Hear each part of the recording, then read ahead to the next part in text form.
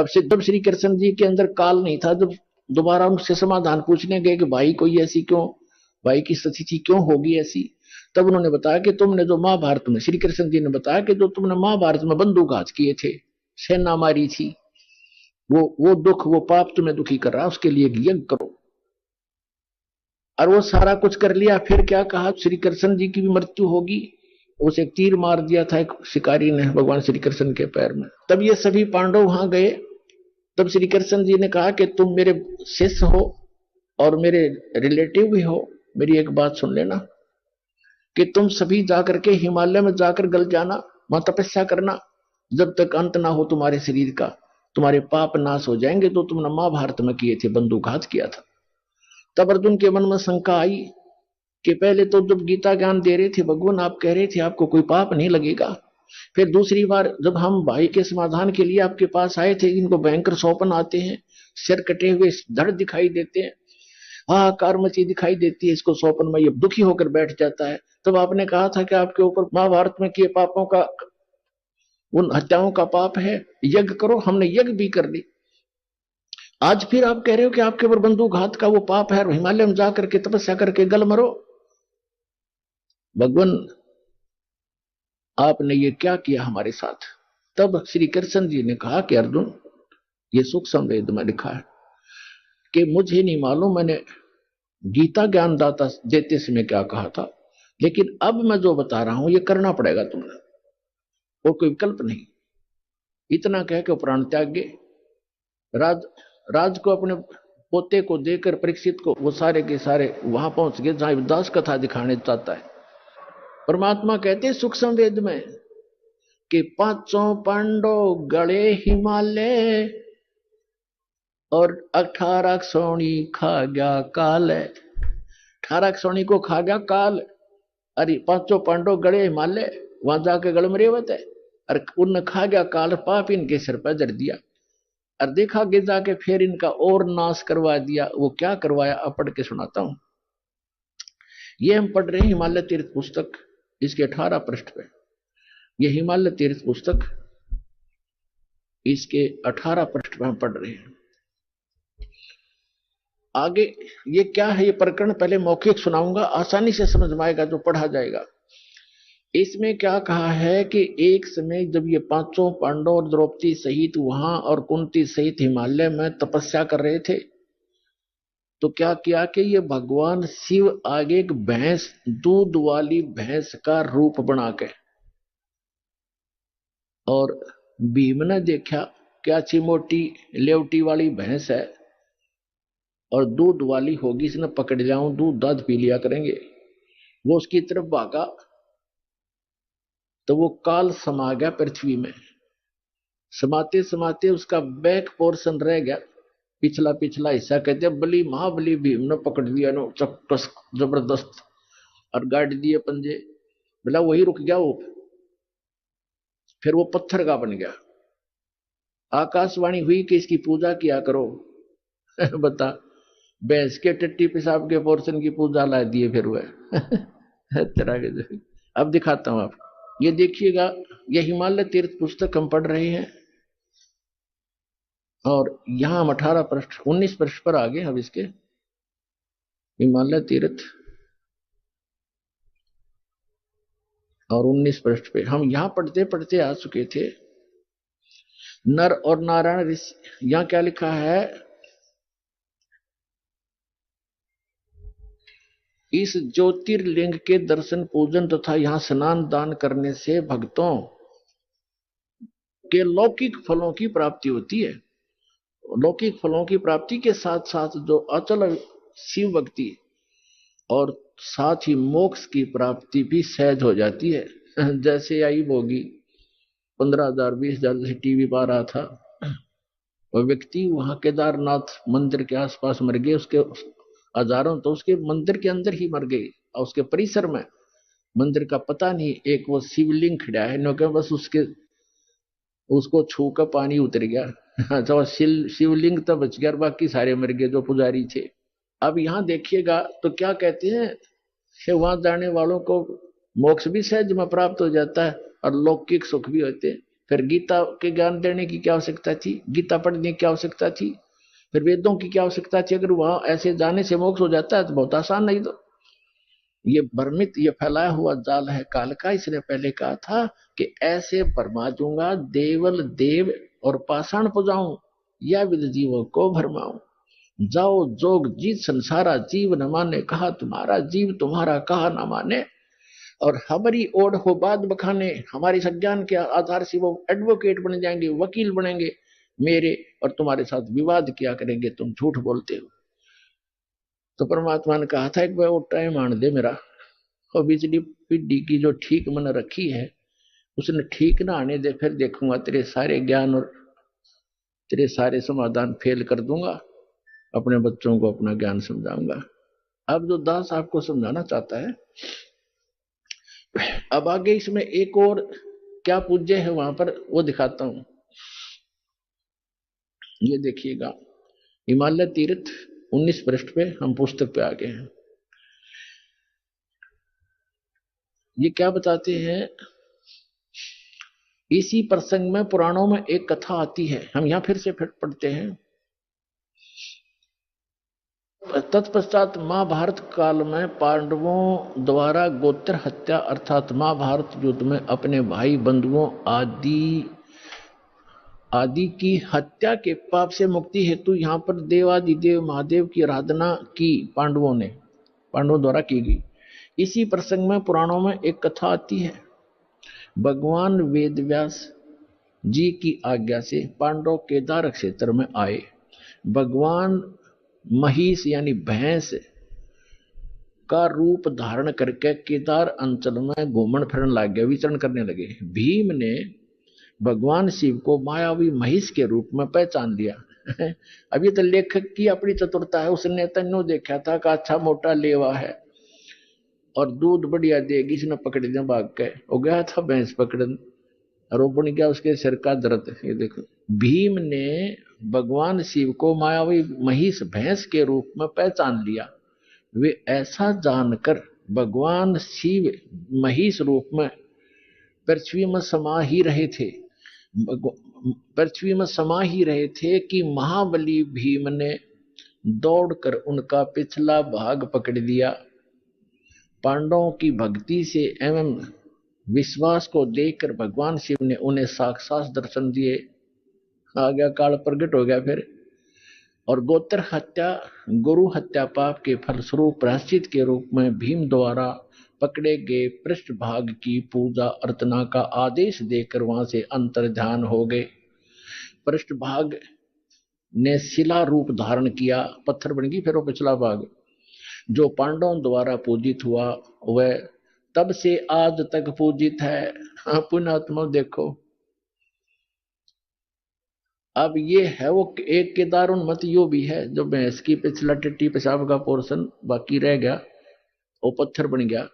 और काल आ गया शिव रूप धारण करके और कहा कि इसने पूजा करियो, थारे सारे पाप कट जाएंगे। ये कट गए पाप, वहां हो गया नाश। ऐसा दुख हो रहा है दास को। अब ये केदार कैसे बने थोड़ा ये दिखाते हैं, देखिएगा। आज तक पूजित है। भीम द्वारा पकड़े गए पृष्ठ भाग को पूजा अर्चना का आदेश देकर वही अंतर्ध्यान हो गए। पृष्ठ भाग उस भैंस का पिछला हिस्सा टट्टी पेशाब का पोर्शन ने शिला रूप धारण कर किया जो पांडवों द्वारा पूजित हुआ और वह तब से आज तक पूजित है। महिष का अगर भाग नेपाल में जाकर प्रकट हुआ जो पशुपति नाम के नाथ के नाम से विख्यात हुआ। अब बताओ, अब नेपाल में भी ये कल कर गया काम, अगला हिस्सा मुंह वहां दिखा दिया, कहते वहां निकल कर प्रकट हो गया और वहां कह दिया भाई वो ऐसे पांडवों को मिलो। उन्होंने फिर बताया कि यहाँ ऐसे समाये थे और नेपाल में निकले वहां जाकर वो शर वहां पत्थर हो गया।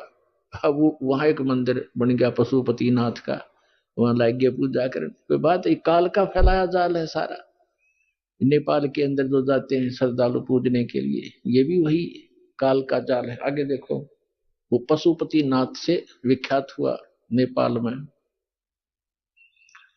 फिर क्या बताते हैं, भैंस के अन्य 4 भाग क्रम से तुंगनाथ में बाहु, रुद्रनाथ में मुख और मध्य महेश्वर में नाभि, कल्पेश्वर में जटा, इस प्रकार केदारनाथ को छोड़कर महेश रूपी यानी भैंस रूपी भगवान शंकर के अन्य 4 भाग केदार क्षेत्र में प्रतिष्ठित हुए। केदारनाथ सहित ये स्थान 5 केदार नाम से विख्यात हुए। ओए होए होए होए, ये पर भी लेन जात है दुनिया, हमरा ज्ञान किने ना सुनिया। त्विनात्माओं, इस काल के जाल को समझो और इस सतलोक आश्रम बरवाला में आओ और अपना कल्याण करवाओ। इस पृथ्वी पर यदि एकमात्र स्थान है परमात्मा कबीर जी द्वारा चलाया हुआ यथार्थ ज्ञान अपने बच्चों के लिए, इसको पहचानो। और पुण्यात्माओं, उस परमात्मा ने आकर यह ज्ञान दिया था। 600 वर्ष पहले परमात्मा बताया करते थे और क्या कहा करते थे, धर्मदास ये जग बोरा ना, कोई न जाने पद निर्वाण। ये पूरा विश्व भ्रमित है और किसी को भी मोक्ष मार्ग का ज्ञान नहीं। यही कारण मैं कथा पसारा, जग से कोई एक राम नियारा। यही कथा तुम जग जीव सुनाओ, सब जीवों का भरम नसाओ। अब मैं तुमसे कहूं चिताई, तेरे देवन की उत्पत्ति भाई। ज्ञानी सुने सो हृदय लगाई, मूर्ख सुने तो गम नहीं पाई। परमात्मा कहता है कि मैं जो कथा तुम्हें सुना रहा हूं तो लिख रहा है, लिखते जाना, सुनते भी रहना। और इस कथा को तू आगे संसार में बताना और सब जीवों के भ्रम का नाश करना। तो पुण्यात्मा, सौभाग्य आपका, आप जी को परमात्मा का ये मार्ग उस समय में मिल रहा है जो परमात्मा ने ये प्रकट करना था। और धन्य है आपके माता पिता जिससे आपका जन्म हुआ। वो माता पिता आपको अपने बच्चों को यहाँ लेकर आते हैं, ये आपके सच्चे माता पिता हैं। और आज जो आप अपने बच्चों को, माता पिता को, भाई बहनों को कितना प्यार करते हो, तो ये प्यार तो आपका रह नहीं सकता यदि उस गलत साधना में लगे रहे। तो इस साधना से आप सत भक्ति करोगे और भले ही आप धीरे धीरे यहाँ से चलते जाओगे, शरीर छोड़ छोड़ जाओगे, तो सतलोक में पहुंचोगे। वहां जाकर के जैसे परिवार आपका यहाँ बन गया, ऐसे धीरे धीरे ऐसे ही वहां बन जाएगा। और फिर वो इतने बच्चे प्यारे लगे करेंगे, इससे भी अच्छे लगेंगे। वहां इतना सुंदर शरीर होगा, अच्छा व्यवहार होगा, शिष्टाचार न्यारा है, वहां कोई किसी चीज का भाव नहीं। अब तो कितना ही प्यारा बेटा और बेटी हो, बेटी को तो पिता ब्याह कर पढ़ाई करके छोड़ेगा क्योंकि यहाँ का नियम है, फिर अपनी कहाँ हुई। और बेटा कितना ही प्यारा है, जब वो युवा हो जाएगा उसको कहेगा बेटा अपना काम कर। जब वो काम नहीं करेगा तो दुश्मन दिखाई देगा, क्यों कर कभी ना खाता। तो प्यार भी रुड़ता फिर अपना। और 6 महीने बालक बीमार हो जा, 1 वर्ष बेटा बीमार हो जा, बेटी हो जा, माता पिता खुद कहने लग जाते हैं भगवान इसकी माटी संगवा ले, घना दुखी हो गए। दुखी तो वो खुद होते हैं पर कहना पड़ता है ना, यूं घना दुखी हो रहा है। इसी प्रकार माता पिता 6 महीने दुखी हो जा, रंग मार जा, टट्टी पेशाब दौड़ना पड़ जा, तो बेटा बेटी तो जल्दी, पुत्र वधू बेटा तो जल्दी हाथ खड़े कराया करे। तो ये प्यार यहाँ का नकली है भाई, सथाई नहीं है। ठीक है, ममता और ये शिष्टाचार यहाँ भी हमने बनाए रखना पड़ेगा। और इस भक्ति से फिर आपको ऐसे अटैक नहीं होंगे। अधर्म पैरालिसिस भी हमने देखा, यहाँ नाम लेने के बाद कईयों का क्रम अड़ गया, पैरालिसिस हो गया, 38 के दिन चालन लाग गए। बताओ, वो दुख भी टाल दिया भगवान ने। तो ये ऐसे सुख देगा, आप यहाँ भी सुखी रहोगे और सतलोक में सदा अमर स्थान पाओगे। परमात्मा कहते हैं, गरीबदास जी ने कहा कि सतगुरु आए दया करी, ऐसे दीन दयाले, बंदी छोड़ वृत्तास का, जठरग्नि प्रतिपाले। अमर करूं, खुद कहते हैं भगवान, अमर करूं सतलोक ले जाऊं, तात बंदी छोड़ कहाऊं। बंदी छोड़ हमारा नामम, अदर अमर हमारा अस्थिर ठामम। हमारा अदर अमर स्थान है। ए स्वामी सृष्टा में सृष्टि हमार तीरे, दास गरीब अदर रहूं, अवगत सत कबीर। भजन करो उस रब को, जो दाता है कुल सबे का। उस परमात्मा की भक्ति करो पुण्यात्माओं, और समझा है तो सिर धर पाओ। गौर नहीं रे ऐसा दाव। बोलो सतगुरुदेव।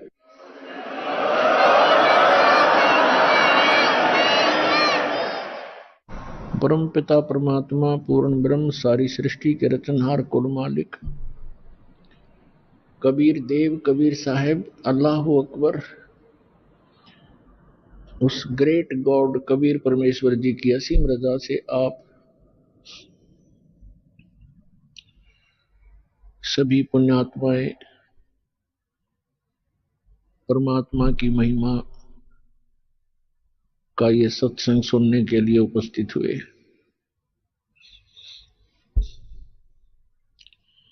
आप बहुत ही विशेष आत्माएं हैं, विशेष प्रिय परमात्मा के बच्चे हो, जो आपको ये ज्ञान अच्छा लग रहा है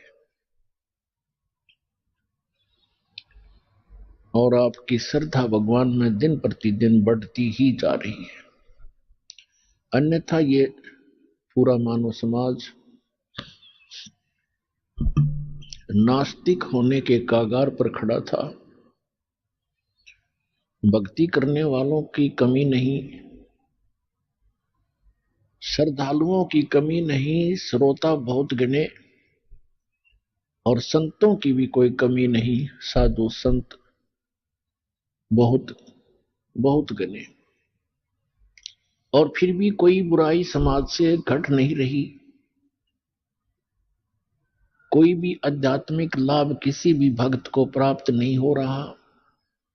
किसी को कुछ प्राप्त हो रहा है तो उसके अपने संस्कार से ही हो रहा है। जो बिल्कुल भी भक्ति ना करते वो उनको भी हो रहा होता है, क्योंकि जो पूर्व जन्म के शुभ संस्कार या अशुभ संस्कार वो प्रत्येक प्राणी को प्राप्त होते ही रहते हैं। अब परमात्मा ने रजा करी है, अब वो समय है जो सब जगह भक्ति करने वाले भी महादुखी हैं और जो भक्ति नहीं करते वो तो अपने आप ही दुखी हैं। हाहाकार मचा है। एक पैसा ही सर्वस्व हो गया, माया ही सबको मीठी लगती है। इसका कारण क्या है? हमें अध्यात्म ज्ञान नहीं रहा। हम देखा देखी और लोक वेद के आधार से गलतियों पर गलती करके अपने कर्म बिगाड़ रहे हैं। तो परमात्मा दया करते हैं, स्वयं आते हैं अपनी प्यारी आत्माओं को ये यथार्थ ज्ञान प्रदान करने के लिए। ये समागम जो सत्संग चल रहा है ये उसी उपलक्ष्य में है कि वो परमात्मा हमारे पिता, हमारे हमदर्द, सर्व पाप नाशक, सर्व सुखकारी, मंगलकारी, पाप हरण करने वाले हमारे जनक, हमारे पिता, ये परमात्मा है। इसलिए ये हमारे को सद्मार्ग दर्शन करने के लिए आते हैं। और काल भगवान जिसके लोक में हम रह रहे हैं, इसका पूरा प्रयत्न होता है कि ये सभी प्राणी परमात्मा से परिचित ना होकर के दंत कथा लोकवेद सुनते रहें, भक्ति करें या तो करें नहीं, विकार खूब करते रहें, और करें तो शास्त्र विधि त्याग का मनमाना आचरण करें, जिससे उनको कोई लाभ होना नहीं। और कुछ दिनों में उनकी आस्था भगवान से अपने आप हट जाती है। जैसे बहुत से ऐसे प्रमाण यहां आ रहे हैं, बहुत से उदाहरण हैं कि जो पहले अन्य संतों के पास उपदेशी थे, वहां कोई 30 वर्ष, कोई 20 वर्ष, कोई 40 वर्ष अपनी साधना समय व्यतीत करके और सर्वस्व लुटा करके, घर में भी बहुत हानि उठा करके, जन हानि भी उठा करके अब यहां आ रहे हैं। अब यदि उनको ये मार्ग ना मिलता और यहां उनको कुछ लाभ ना मिलता तो वो नास्तिक हो जाते पक्के। और काल यही चाहता है कि ये ऐसी भक्ति करें जिससे इनको कोई अध्यात्म ज्ञान, आध्यात्मिक लाभ ना हो, यानी परमात्मा की तरफ से कोई लाभ इनको महसूस ना हो, और ये कुछ दिनों में भक्ति साधना त्याग दे और मेरे जाल में फंसे ही रहे। और वो परमात्मा दयालु आते हैं, उनकी उस परमात्मा का प्रयत्न होता है कि मेरी आत्माओं में परमात्मा की चाह, उसकी कसक और उसके गुण समाये रहे। और वो कब तक? इस बीतली पीढ़ी तक, जो सन 1997 में 5505 वर्ष कलयुग बीत चुका है, यहां तक परमात्मा ने आपको ये भक्ति की आस्था बनाकर, भगवान में आपकी आस्था बनाए रखकर इस समय तक लाना था। इसलिए वो परमात्मा चारों युगों में आते हैं। क्या बताते हैं? सतयुग में सत सुकृत कह टेरा, त्रेता नाम मुनींदर मेरा, द्वापर में करुणा में कहाया, कलयुग नाम कबीर धराया। चारों युग में मेरे संत पुकारे, कूक कहा हम हेल रे, हीरे माणक मोती बरसे, ये जग चुगता डेल रे। परमात्मा कबीर साहब जो सत्य पुरुष हैं, सारी सृष्टि के रचनहार हैं, ये वही परमात्मा है जो बनारस नगरी में, काशी शहर में सन 1398 संवत 1455 ज्येष्ठ सुदी पूर्णमासी को सुबह ब्रह्म मुहूर्त में सतलोक से चलकर आए थे और लहर तारा नामक सरोवर में कमल के फूल के ऊपर आकर नवजात शिशु का रूप धारण करके विराजमान हुए थे। वहां से नीरू नीमा नाम के जो दुल्हा दंपति थे, पति पत्नी थे, वो निसंतान थे और उनको उठाकर घर ले गए। परमात्मा की परवरिश की लीला कंवारी गायों से हुई, कबीर सागर में प्रमाण है। और वेद भी यही बताते हैं, ऋग्वेद मंडल नंबर 9 सूक्त 1 मंत्र 9 में यही प्रमाण है कि वो परमात्मा शिशु रूप धार कर जब आते हैं, वो लीला करते हैं, उस समय उनके परवरिश की लीला कंवारी गायों द्वारा होती है। तो ये परमात्मा वही है जो सारी सृष्टि के रचनहार हैं, जिसका सदग्रंथ गुणगान करते हैं। और आंखों देखा जिन महापुरुषों ने, उन्होंने भी इसी परमेश्वर कबीर जी की महिमा का ही गुणगान किया। और ये वही परमात्मा है, सारी सृष्टि का रचनहार है। इसके विषय में जिन महापुरुषों को परमात्मा प्राप्त हुए, जिन्होंने परमात्मा का वो निज धाम देखा, लोक देखा, सतलोक देखा, जहां हम सभी रहा करते थे, उन्होंने फिर अपनी अमृत वाणी में बोला और बताया।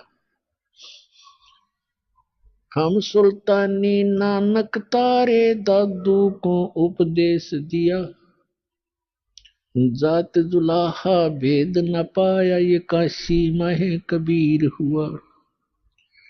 अनंत कोटि ब्रह्मांड का एक रति नहीं भार, सतगुरु पुरुष कबीर हैं कुल के सिरजनहार।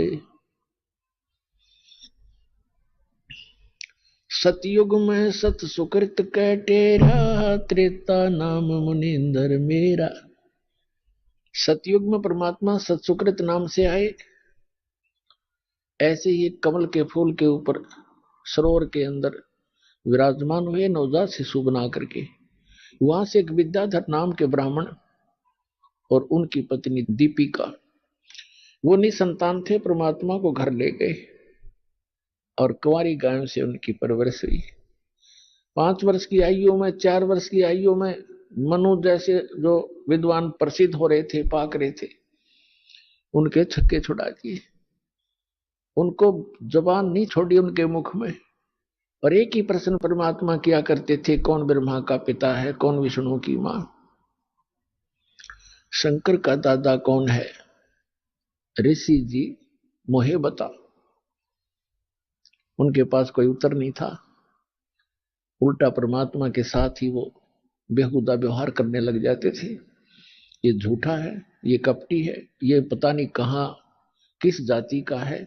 वहां पर एक पढ़ा मिला था, विद्याधर के घर आ गया, ब्राह्मण के घर। ये ऐसी ऐसी नीच बातें वो परमात्मा के लिए बोलने लगे, विषय बदल दिया करते थे। इसी प्रकार परमात्मा त्रेता युग में मुनिंदर नाम से प्रसिद्ध हुए। उस समय वही आत्मा जो विद्याधर और दीपिका वाली थी, वो दोनों त्रेता युग में फिर ब्राह्मण कुल में ही उनका जन्म था। दोनों का संयोग होया। उनके नाम थे वेदविज ब्राह्मण पंडित, और सूर्या नाम की उसकी पत्नी जो दीपिका थी, वो सूर्य नाम से जन्मी, पुनर्जन्म हुआ। ऐसे ही वो निसंतान थे। परमात्मा फिर उनको ऐसे ही सरोवर के ऊपर कमल के फूल पर सुबह सुबह मिले, वो उठा करके घर ले गए। उस समय परमात्मा ने उन ऋषि महर्षियों को सबको निरुत्तर कर दिया। सभी परमात्मा के साथ अच्छा व्यवहार नहीं करते थे और उनको ऐसे ही उलाहने दिया करते, ताने लगाते थे, व्यंग करते थे कि ना जाने तो किस जाति का है, वेद बीज को कहाँ पड़ा मिला था। जब त्रेता युग में परमात्मा आए हुए थे, उस समय की एक कथा सुनाते हैं परमेश्वर की, सुप्रसिद्ध है। हम एक भक्त ने प्रश्न किया था, जब दास गांव गांव में घर घर में सत्संग करने जाता था, उसने सत्संग सुनने से पहले कहा, जी मैं रामायण को बहुत अच्छी तरह पढ़ता हूँ और गहनता से उसका अध्ययन करता हूँ। मुझे एक दो प्रश्न ऐसे खटक रहे हैं जिनका मुझे किसी भी मंडलेश्वर के पास, किसी भी संत ऋषि आचार्य शंकराचार्य संत महात्मा के पास उसका उत्तर नहीं मिल पा रहा। उत्तर वो देते हैं अपने ढंग से, पर मेरी संतुष्टि नहीं होती। मैंने कहा बोलो भाई बताओ क्या प्रश्न है आपका। उन्होंने कहा कि रामायण के अंदर मंदोदरी जो रावण की पत्नी और विभीषण, उनकी ऐसी वाणी है रामायण के अंदर, उन्होंने जो विचार व्यक्त किए हैं उस राक्षस नगरी के अंदर, ऐसे शुभ विचारों के ये आत्मा कहां से आ गई, इनको ये ज्ञान कहां से प्राप्त हुआ। मंदोदरी कितना समझाती है, विभीषण भी बहुत अच्छे वचन कहता अपने भाई को। ये विचार उनके पास कहां से आ गए, और पूरे श्रीलंका के अंदर कोई बोलनिया नहीं था। और दूसरा वो ये कह रहा था कि जैसे हम सुनते हैं कि समुद्र के ऊपर पुल बनाया, कोई कभी तो हम किसी से सुनते हैं कि श्री रामचंद्र जी ने पत्थर तरा दिए। फिर हम ये भी पढ़ते हैं कि श्री रामचंद्र जी ने 3 दिन तक घुटनों पानी में समुद्र में खड़ा होकर के याद प्रार्थना करते रहे, अग्निबाण से फूंकना चाहा।